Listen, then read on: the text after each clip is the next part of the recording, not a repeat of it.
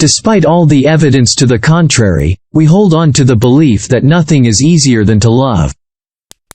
Many humans have this erroneous assumption that there is nothing to be learned about love. We see love as a pleasant sensation that we only get to experience as a matter of chance, something we only get to fall into if we are lucky. Erich Fromm's argument in this book centers on the fact that love, contrary to popular belief, is an art that requires knowledge and effort.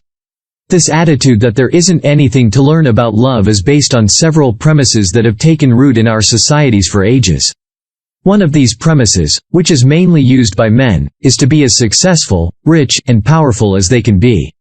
Another, used mainly by women, is to make themselves attractive, by cultivating their body and dressing fashionably. Men and women also make themselves attractive by being helpful and modest, learning how to carry a conversation, developing good manners, and being polite. In our culture, what most people mean by being lovable is essentially a mixture between being popular and having sex appeal. Erich Fromm. Another reason behind this flagrant attitude of ours is the belief that love is simple, but finding the right object to love or be loved by is hard.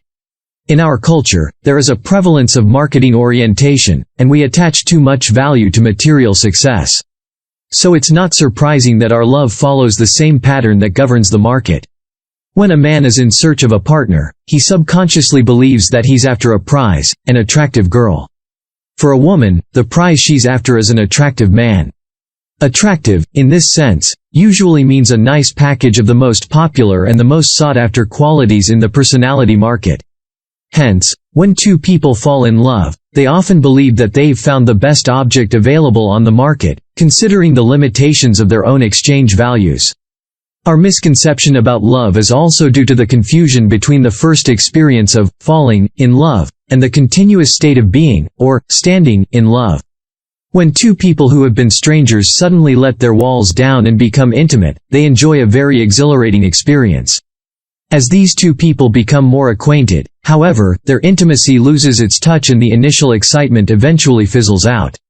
In a nutshell, despite all the evidence to the contrary, the attitude that nothing is easier than to love has remained the prevalent idea about love in our society. The mastery of the art of love requires theoretical as well as practical knowledge. The most effective way to overcome the failure of love that is rampant today is to examine the reason for this failure and take time to learn about the true meaning of love. First, we have to accept that love is an art, just as living is an art. To learn how to love, we must approach love the same way we approach any other form of art we want to learn, such as medicine, music, and painting. The process of learning an art can be divided into two broad parts, the mastery of the theory and the mastery of the practice.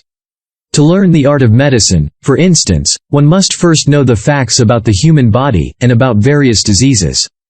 After acquiring extensive theoretical knowledge, the person then goes on to master this art through a great deal of practice. We can only attain mastery when the results of our theoretical knowledge and the results of our practice are blended into one, our intuition, the essence of mastery. Besides learning the theory and practice, another crucial factor to the mastery of an art is that becoming a master in that art must be of ultimate concern. Nothing else on earth must be as important as that art we seek to master.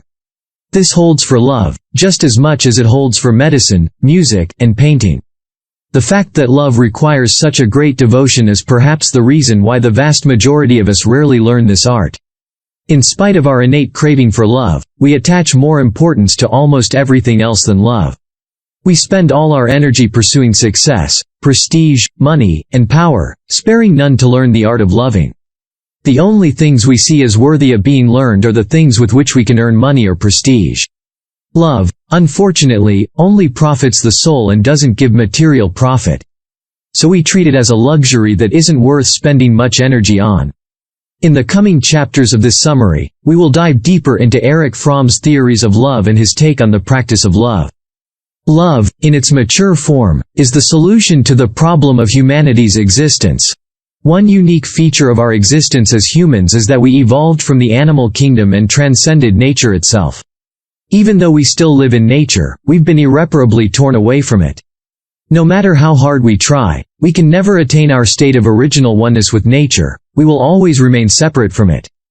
Hence, the only way forward for man is to develop his reason by seeking a new kind of harmony, one with his fellow men, in place of harmony with nature which is irretrievably lost.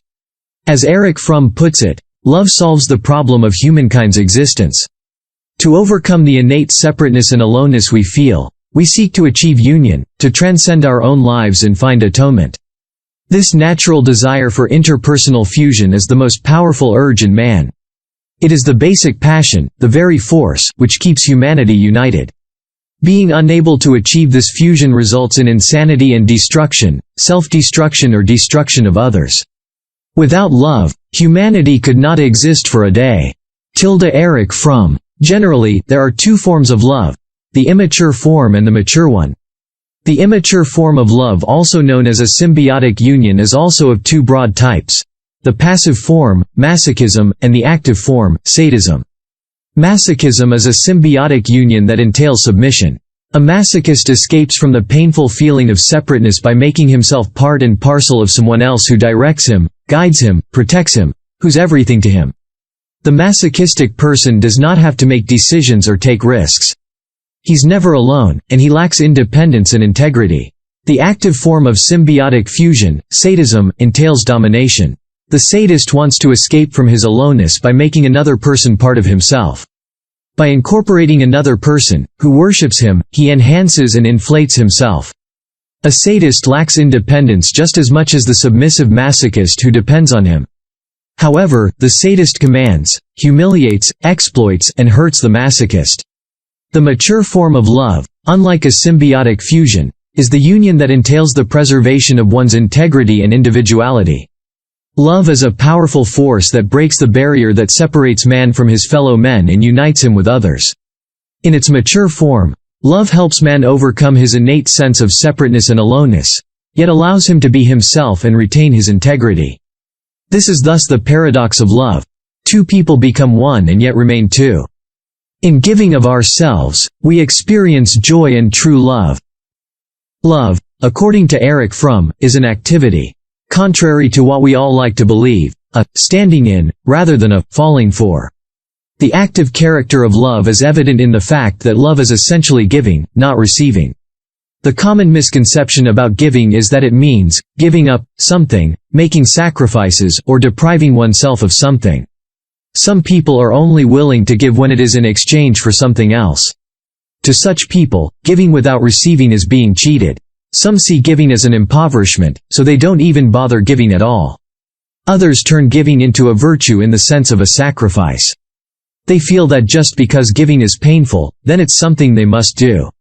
The idea that it is better to give than to receive, to these individuals, means that it is better to suffer deprivation than to experience joy.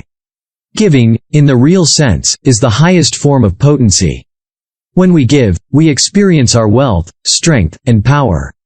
This experience of enhanced vitality and potency thus fills us with joy. As we experience ourselves as alive, overflowing, and spending, we invariably experience ourselves as joyous. Hence, giving is more joyous than receiving, not because it is deprivation or sacrifice, but because the essence of our aliveness lies in giving. Love is a power that produces love. Impotence is the inability to produce love. Erich Fromm. The most important aspect of giving is not in the material sense but in the human realm. In love, we give of ourselves, the very best thing we have, to the other person. We give of our joy, interest, understanding, knowledge, humor, sadness, and all the expressions and manifestations of our being. In giving of ourselves, we enrich the other person's sense of being by enhancing our own sense of being. In truly giving, we make the other person a giver also, and we both share in the joy of what's brought to life in them. In order to develop our ability to love as an act of giving, we must overcome dependency, narcissism, and the wish to manipulate others, or to hoard. We must develop the courage to rely on our ability to attain our goals. Those who are afraid to give themselves fully expecting nothing in return will inadvertently be afraid of loving. The active character of love is implied in its four interdependent components. The four major constituents of true love are care, responsibility, respect, and knowledge. Care as an element of love is most evident in a mother's love for her child. If we see a mother who doesn't care for her infant, forgets to feed it, bathe it, and comfort it, we would never believe that she truly loves the child. However, her love for her child strikes us as sincere if we see her caring for the child. We can never truly love something or someone for whom we have no active concern. We love the things we work hard for and work hard for the things we love. Love is the active concern for the life and the growth of that which we love.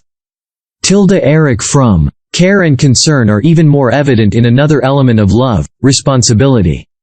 We often see responsibility as a duty, something others impose on us. In truth, responsibility is a voluntary act. It is our response to both the expressed and unexpressed needs of others.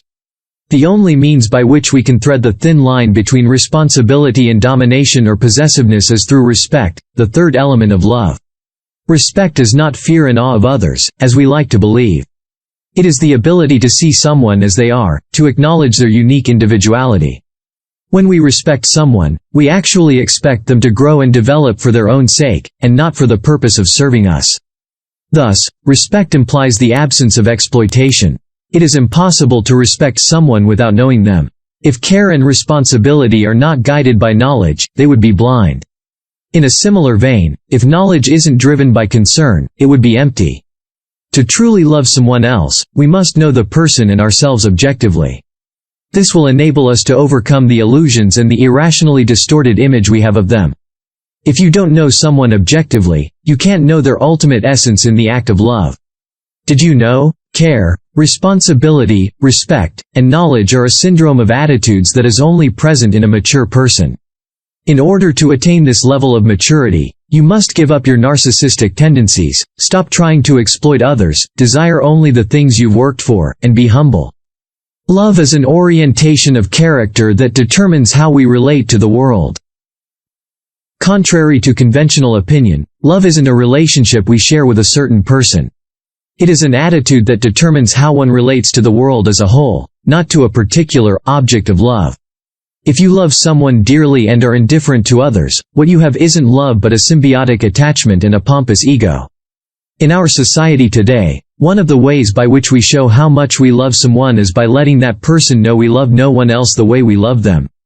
Because the vast majority of us don't see love as an activity, as a force that unites humankind, we believe that all we have to do in life is to find the right object of affection and we'll both live happily ever after.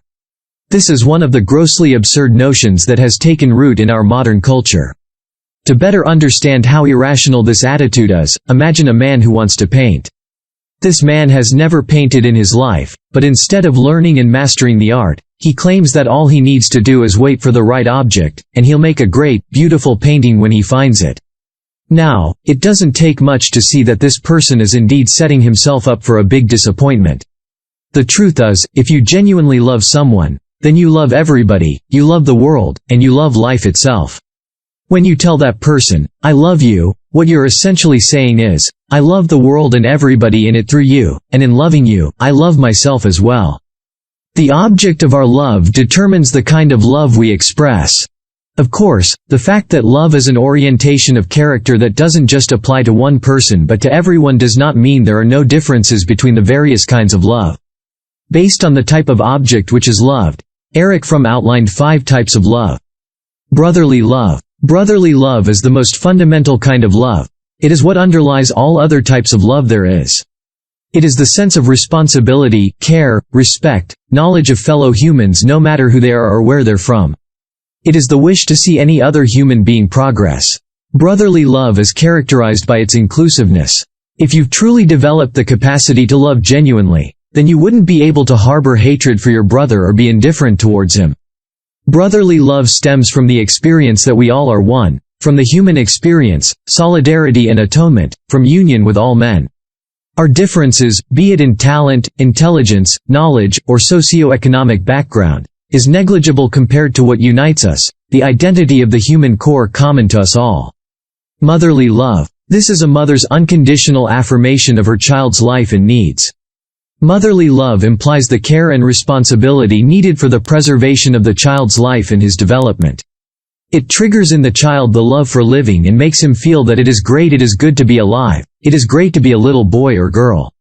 Erotic love. One thing common to brotherly and motherly love is inclusiveness. They are not restricted to one person. Erotic love, by its very nature, is exclusive. It is the craving for complete fusion with another person. This love is the most deceptive of all kinds of love. And as we've mentioned earlier, it fizzles out just as quickly as it starts. Self-love. Many people assume that self-love is the same as selfishness. Erich Fromm says it's not. Here is what the biblical expression, "Love thy neighbor as thyself," means. The respect we have for our own integrity and uniqueness, the love for and understanding of ourselves is the same as the respect, love, and understanding we have for another person. Love of God. As earlier discussed, the basis for our need to love is in the experience of separateness and the ensuing need to overcome the effect of that separateness by the experience of union. Psychologically, the religious form of love, the love of God, is not different. It stems from our innate need to overcome separateness and achieve union. The practice of the art of loving requires objectivity and faith in one's love. Now that we've examined the theoretical aspects of love, let's look at the practice of the art of love. According to Erich Fromm, the key to effectively practicing the art of love is overcoming one's narcissism. People with a narcissistic orientation believe that the only real thing in life is that which exists in them. Anything that has nothing to do with them has no reality, as far as a narcissist is concerned. They experience everything that happens in the outside world from a viewpoint of those things being useful or dangerous. Objectivity is the exact opposite of narcissism. It is the ability to see someone for who they are, to see them objectively, and separate this objective picture from the fantasized image formed by one's fears and desires. The only way we can think objectively is through reason, and the emotional attitude behind reason is humility. In essence, without achieving an attitude of humility, it's impossible to use one's reason, and hence impossible to be objective. If we want to learn to love genuinely, we must develop humility, objectivity, and reason. We must try to see the difference between our narcissistically distorted picture of people and their actual behavior. The ability to love depends on one's capacity to emerge from narcissism. It depends on our capacity to grow and develop a productive orientation in our relationship toward the world, and ourselves. Erich Fromm. Another essential condition for loving genuinely is faith. Faith, in this context, is not a matter of belief in God, or in religious doctrines. That's what Erich Fromm calls an irrational faith. The faith we speak of is rational faith, the level of certainty and firmness which our convictions have, not the belief in something. Rational faith is not a specific belief, but a character trait that pervades the whole personality. When we have faith in someone, we are certain of the reliability of their attitude, the core of their personality, and their love. Likewise, when we have faith in ourselves, we are aware of a core in our personality which persists through life regardless of certain changes in circumstances, opinions, and feelings. The practice of the art of loving requires faith in our own love, in its ability to yield love in others, and in its reliability. Besides, we cannot be faithful to others if we do not have faith in ourselves, in the persistence of our personality. Conclusion. Most of us have the misconception that there is nothing to be learned about love. We see love as a pleasant sensation that we only get to experience as a matter of chance, something we only get to fall into if we are lucky. Contrary to this conventional assumption, however, love is an art that requires knowledge and effort. Just like any other art, be it painting, medicine, engineering, or carpentry, learning the art of love demands practice, dedication, and concentration. And most importantly, in order to master this art, perfecting our understanding of it must be of ultimate concern. Nothing else on earth must be as important as that art we seek to master, the art of loving. Love isn't a sentiment anyone can simply indulge in, regardless of their level of maturity. It isn't something that sparks in us when the right man or woman comes along. Genuine love is an active character with four major constituents: care, responsibility, respect, and knowledge. Unless one works towards developing their personality and towards letting go of their narcissistic tendency so as to achieve a positive orientation, all attempts at genuine love are bound to fail. We can't love a particular person, not even ourselves, if we don't first develop the capacity to love everyone through humility, faith, discipline, and courage. Try this. Learn to look beyond the surface. In order to experience brotherly love, the most fundamental kind of love, it is essential that we penetrate from the periphery to the core. Be compassionate with others, give them a chance to prove themselves. Do not relate to people based solely on your assumptions and preconceived notions. If we go around taking people at face value, we'll only tend to see the differences that separate us. If we take the time to look beyond the surface, however, we'll be able to recognize human identity and solidarity. We'll realize that the human core common to all men is much greater than any differences each of us might have as individuals.